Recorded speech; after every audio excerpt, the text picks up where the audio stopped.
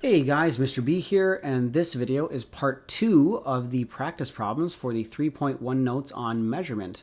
So we're going to be starting on number 12, and this one we're dealing with significant figures. Okay, so it says how many significant figures are in each measurement. So all we're doing is counting the number of sig figs in each one. Now I've already done this problem, so I'm just going to show you what my answers are here, and I'll go through how I got them. So the first one, letter A, 143 grams, has 3 sig figs. This is a whole number.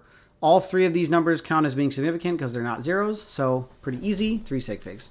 Letter B, we have 0.074 meters. This has 2 sig figs. We have a decimal here, so we're going to work our way in from the left. The first digit we hit that's not a 0 is the 7, so that's our first sig fig, and everything after that automatically counts, so the 4 counts as well. That's 2. For letter C, 8.75 times 10 to the negative second. The times 10 to the negative second part doesn't matter. All we're looking at is this number. It has a decimal. Therefore, the first digit right away that we hit that's not a 0 is the 8. And that means the 8 is our first sig fig, and everything after automatically counts. So that's 4 significant figures. And for letter D, 1.072. Again, it's a decimal. So the 1 is our first significant figure, and then everything after that automatically counts. So that gives us 4 sig figs. All right, taking a look at number 13, it says round each measurement to 3 sig figs. Again, I've already done the work, so I'm just going to explain how I got my answers. So we're going to take 87.073. We're going to round this to 3 sig figs, which means we want to keep the 8, the 7, and the 0. And then this 7 is going to round the 0 up to a 1, so we get 87.1. And they do want us to put it in scientific notation. So this decimal here needs to be moved over one place to the left to become 8.71. And then because we moved it one place over, it's going to be times 10 to the first power. Letter B, 4.3621 times 10 to the 8th. We're just going to keep the 4, the 3, and the 6 because they want us to round to 3 sig figs. So 4.36 times 10 to the 8th. It's already in scientific notation for us, so we don't need to change anything there.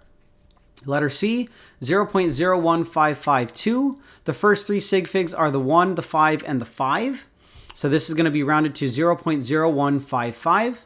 And then, of course, we need to move the decimal over to do scientific notation. So currently it is here, and we need it to be between the 1 and the 5. So it's 1.55. And we moved it over 2 places to do that. And because this number was less than 1, it's going to be a negative 2 instead of a positive 2. Number 9, 9,009. We're going to round this to 3 sig figs. So we want to keep the 9 and the 2 zeros. This 9 will round this 0 up to a 10, which will then become 9,010. And we don't want a decimal there, so 9,010. But we do need to write this in scientific notation. So even though there's no decimal written, there is technically a decimal at the end. So we're going to move this decimal from here to be between the first 9 and the 0. So we had to move it over 1, 2, 3 places to give us 9.01 times 10 to the third. All right, letter E, 1.777 times 10 to the negative third. The first 3 sig figs are the 1, the 7, and the 7. This 7 here will round up that 7 up to an 8. So this becomes 1.78, and then times 10 to the negative third, because it's already in scientific notation. The last one, 629.55. So this 3 sig figs, we're going to keep the 6, the 2, and the 9. The 5 is going to round that 9 up to a 10, which will round the 2 up to a 3. So we get 630 with a decimal at the end, and then they move the decimal 2 places over to be between the 6 and the 3. We get 6.30 times 10 to the second. All right, number 14, we're going to find the total mass of these 3 diamonds. So all we're doing is we're adding these together, and we're going to round our final answer to the right number of sig figs. Now in this case, since we're doing addition, we add them all together. We get 23.842 grams on my calculator, but because we're doing addition, we need to round our final answer to have the same number of decimal places as the number with the least amount of decimal places. So in this case, 14.2 had the least amount of decimal places, which is only 1 place after the decimal. So our final answer is also going to only have 1 place after the decimal. All right. Also, more math ones, just addition. So we add all these together. We get 169.0237. And then we need to round to 1 place after the decimal because this number here has only 1 place after the decimal. So if we round this to 169.0, the 2 will keep the 0 a 0. So you just get 169.0. As for number 16, again, we add all these together. We get 582.818. Then we need to round to 1 place after the decimal because this number here hit only 1 place after the decimal. So we get 582.8. And then the 1 will keep that 8 and 8. So our final answer is 582.8. All right, number 17, calculate the volume of a warehouse that has inside dimensions of 22.4 meters by 11.3 meters by 5.2 meters. So we're just going to multiply all these together, and we'll get this giant number, okay? And it is cubic meters because we're taking meters times meters times meters. So it is important to have the proper units. And because now we are multiplying and not adding, we need to count how many sig figs each number has in the measurements we're using to get our answer. So this first number has 3 sig figs. The second number has 3 sig figs, and this third number has only 2 sig figs. So because this one only has 2 sig figs, we need to round our final answer to 2 sig figs. So the first 2 sig figs we're going to keep are the 1 and the 3. This 1 is going to round down and keep the 3 a 3. So basically we get 1,300 cubic meters. Okay, 1,316.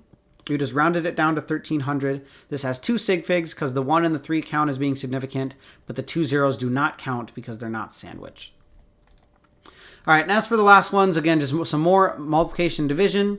So if we take 1.678 divided by 0.42, we get this really long number, but we need to round it to 2 sig figs because this number here has only 2 sig figs. So we're going to keep the 3 and the 9. And then this 9 is going to round up this 9 to a 10, which will then round the 3 up to a 4. So we get 4.0 as our rounded answer with 2 sig figs. Number 19, we do all the math out. We get 417.315. And then if we look, both of these numbers have 3 sig figs. So this needs to be rounded to 3 sig figs, which is the 4, the 1, and the 7. And the 3 will keep the 7 a 7. So our final answer is 417.